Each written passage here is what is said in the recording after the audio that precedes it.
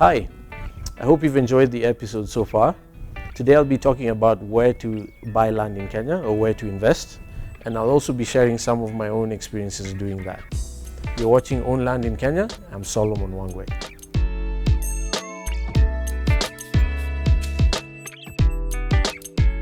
So where do you buy land?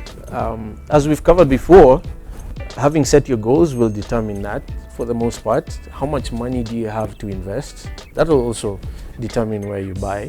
I might want to buy land in Westlands, for example, but unless I have 100 million shillings, it's not going to happen.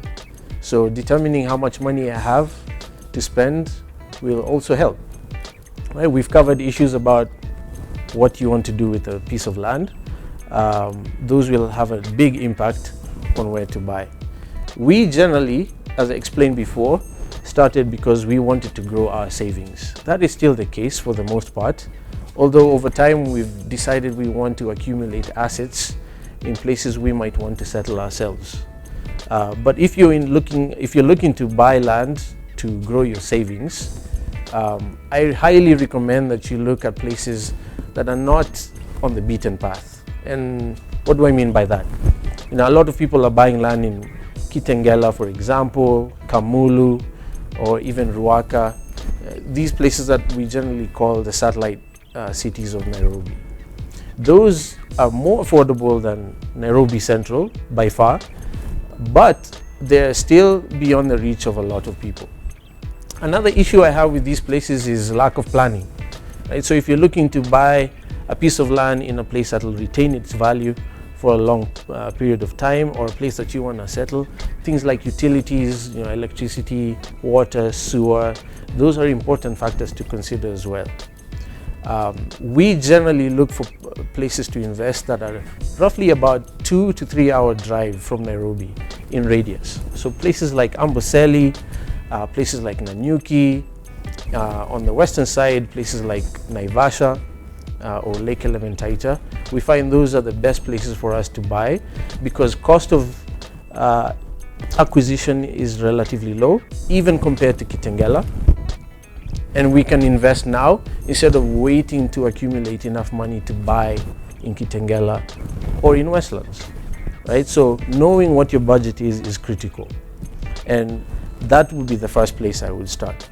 Secondly, you need to be very clear about how long you want to own the piece of land. If, like us, you're buying to grow your savings, it's kind of important that you be able to sell the piece of land in a relatively short period of time. And what I mean by short period of time is about anywhere between 2 and 4 or 5 years. We call that a medium to short term exit period. If you're looking to grow your savings, you need to buy and sell in a relatively short period of time, which is why we invest where we do. If that's your goal, I would recommend you do the same thing. If you're looking to live somewhere, that's a different scenario altogether. So let me delve a little bit deeper on the issue of why we invest where we do, and this has to do with the opportunity. The reason we don't look necessarily for places that are too close to Nairobi, besides the cost of acquisition, is that a lot of these other places that are not very well known appreciate in value a lot faster than Nairobi. I know you don't hear that much, but I'm sure over time you'll start to see some of that data come out into the marketplace. We look for land in Nanyuki a little bit later on after we concluded with that transaction in Konza. We went to look in Nanyuki. I actually discovered Nanyuki by accident. I was driving to Isiolo to look for land near where the government was planning this new tourism city. Right? After our experience in Konza, it kind of made sense. So we took off to Isiolo. On the way there, we had to pass through Nanyuki, right? And I was stunned by the beauty in Nanyuki, the mountain view. If you haven't been to Nanyuki, please jump in your car, fly, buy a bus ticket, and take a trip out there. It's one of the most beautiful parts of the country. The wheat plantations, the history in Nanyuki was amazing. And I decided that I need to come back and maybe try and find a piece of land in Nanyuki, because I might want to retire there one day, right? So I did come back about 6 months later, and I drove around asking questions about who was selling land, finding out what is the best location in Nanyuki to buy. It gave me a lot of insight about the different pricings for land in Nanyuki, in town versus 18 kilometers out of town, and so on.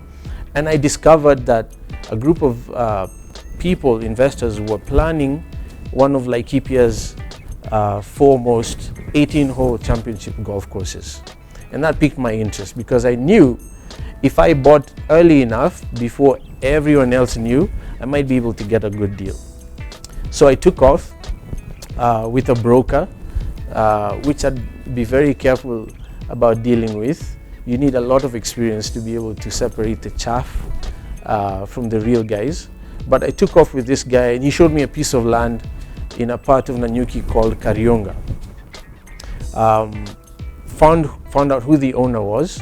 He sold us a small chunk of land next to this supposed proposed development. And the reason I was comfortable doing that is because this gentleman was actually part of the investment group that was doing this development. So we paid for the land. I don't mind sharing that we paid about 450,000 shillings per acre for an 11.5 acre piece of land, right? He also sold us an acre of land within this proposed development. I looked at all the documents, I looked at the master plan, and I did my own due diligence to confirm that this was a real thing. And we pulled the trigger and made the investment. Little did I know that 3 weeks later, the golf developers would have a board meeting in which they decided they were no longer going to sell 1 acre or pre-sell 1 acre plots. They're going to sell them as half-acre plots. I paid 1.8 million shillings for the 1 acre plot within this development, and 3 weeks later they were pre-selling half acres for 2.5 million shillings. You can't imagine what that did for my own confidence about making decisions about where to invest. The value of the land we bought next door was higher. The piece of land that I bought for 1.8 million was now theoretically worth 5 million shillings after a very short period of time. This is not normal. I'm not suggesting that this will be the case, but if you're quick to act and do your homework, ask questions, drive around, and get familiar with the locations that you want to invest, you can make some really big wins. So that would be my biggest piece of advice to you if you're looking to buy a piece of land that will grow in value in a relatively short period of time. So thank you so much again for tuning in and watching. I hope the information I shared made sense to you. I know you probably have questions about, okay, so how do I make sure I don't get conned? How do I find the right piece of land? I'm going to be sharing information about how to do your due diligence properly to avoid those issues on the next episode. So for those of you who might be looking for opportunities right now on investing in land, please check out our website. Plenty of good information about what you can look into.